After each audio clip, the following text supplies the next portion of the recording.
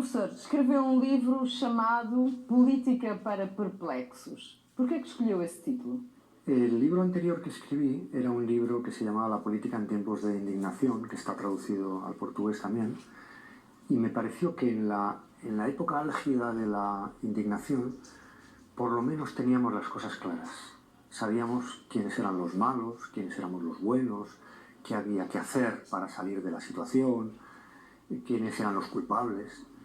Y me pareció que unos pocos años después el panorama había cambiado completamente. Yo creo que es una de las primeras cosas que ha caído en la medida en que el mundo se nos ha vuelto más complejo, es que todas las orientaciones binarias, ellos, nosotros, nuestros intereses, los de ellos, izquierda y derecha, incluso élite y pueblo, todas esas distinciones son, a mi juicio, estrategias de simplificación de una realidad cuya complejidad no terminamos de percibir. Hoje, como é que define a esquerda e a direita? Por exemplo, nas sociedades contemporâneas europeias, nas democracias ocidentais. Pero esa distinción, primero, va a tener que convivir con otros ejes de confrontación, por ejemplo, arriba a abajo, o lo abierto contra lo cerrado, dando origen a combinatorias muy curiosas. Pongamos por caso lo que ha ocurrido en en Italia, donde ha habido un gobierno donde estaba la extrema derecha y la extrema izquierda, y alguien se extrañaba de eso. Si lo contemplas desde el punto de vista de ese otro eje abierto-cerrado, era bastante lógico. Estaban gobernando los partidarios de una Italia más autárquica que abierta en el plan liberal o en plan socialdemócrata. Essa incerteza, essa confusão, explica muito o tempo de hoje? ¿Ayuda a perceber? Seguramente es uno de los factores que explican el comportamiento tan poco previsible del electorado.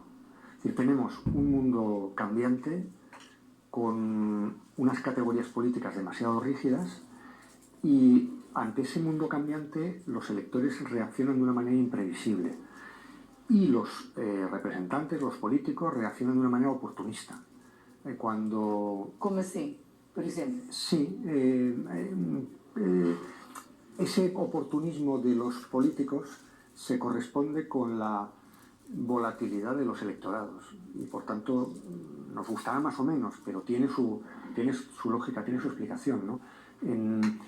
Venimos de un mundo demasiado estable, estático, con estados bastante autárquicos, y de repente nos encontramos con que esto es un mundo de flujos, los estados están gestionando interdependencias, que era una lógica que no conocíamos.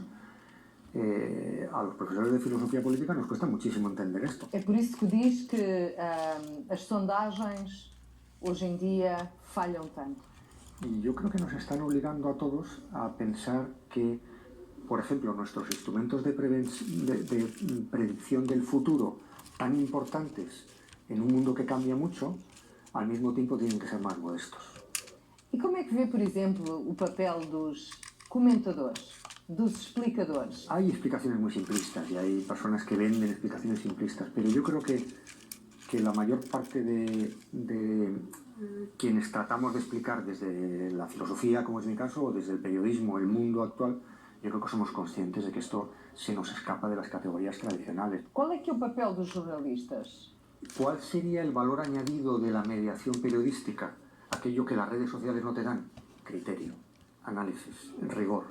Distanciamiento. Claro, las redes sociales son imbatibles en la velocidad, pero son muy superficiales y muy contradictorias. Hace falta alguien que en ese mundo ponga un poco de orden, ponga un poco de criterio, un poco de análisis, y eso lo hacen los periodistas, lo hacen los profesores. E façam a verificação e a investigação dos factos. Por ejemplo. Isso demora tempo. Por ejemplo. Professor, no seu livro, a dada altura, diz: a polarização da política hoje tem a ver con el desprezo pelos factos. Tiene que ver con eso y luego tiene que ver con estrategias de simplificación. Es decir, mi tesis es que cuando hay un sistema político demasiado antagonista, las opciones políticas tienden a simplificarse demasiado. La polarización hace que triunfen los extremos y realmente se pierda de vista toda esa riqueza de matices que tiene la vida política. que nosotros vivimos en el gris, en los tonos grises, Zonas ¿no? cinzentas. Claro, y quienes busquen establecer contraposiciones muy nítidas están falsificando la realidad. Yo creo que en la democracia contemporánea, en la democracia en general, hay tres momentos claves. Hay un momento electoral, de competición electoral, hay un momento de configuración de los gobiernos y hay un momento de políticas públicas del gobierno. El primer momento, el momento de la competición, está invadiendo todo el proceso político. De alguna manera estamos en campaña permanente. ¿Cuál es la clave de la campaña? Establecer antagonismos, extremar al otro como lo completamente otro y a mí polarizar, ¿no? Entonces, no es mala la polarización si es un momento del proceso político. Es mala la polarización cuando lo ocupa todo, que es lo que yo creo que en buena parte pasa ahora, ¿no? A dada altura, o professor diz que as nossas sociedades são muito ansiosas. Desde el punto de vista emocional, no sabemos cómo reaccionar, vivimos sociedades ansiosas, irritables, Sí. que pasan de la euforia al pánico con poca racionalidad, y los instrumentos que tenemos, por ejemplo en el terreno económico, que es medidas anticíclicas para bajar la euforia y levantar el ánimo en épocas de pánico o de poco consumo, no nos han funcionado bien durante la crisis y la poscrisis, ¿no? Aí temos um problema de perplexidade emotiva, não? Quando formula a questão dos maus governos ou dos maus governantes, Sim. qual é que acha que é a fórmula mais direta de criar um sistema ou sistemas sociais e políticos que resistam aos maus governantes? La respuesta sería, tenemos que preocuparnos más de los protocolos, de las normas, de los procedimientos, que de las personas que gestionan esas instituciones. Lo que caracteriza a una organización inteligente no es la inteligencia que hay en las cabezas que lo dirigen, sino la inteligencia de sus reglas. Preocupémonos por las reglas. E a ética? É preciso regular mais as questões éticas? Dicen los expertos que existe en la sociedad un 20% de corruptos que se corromperán, haya las reglas que haya, y un 20% de santos. Los que estamos en medio, es decir, el 60%, somos el objeto de la legislación. Es decir, hay que pensar en los sistemas y en las regulaciones para aquellos para los cuales una determinada regulación les lleva a devolver la cartera que han encontrado en la calle, pero se la podrían quedar. O escrutínio é muito importante. Claro, saberse observado, dicen los físicos que las partículas, incluso las partículas físicas, modifican su comportamiento cuando se sienten observados.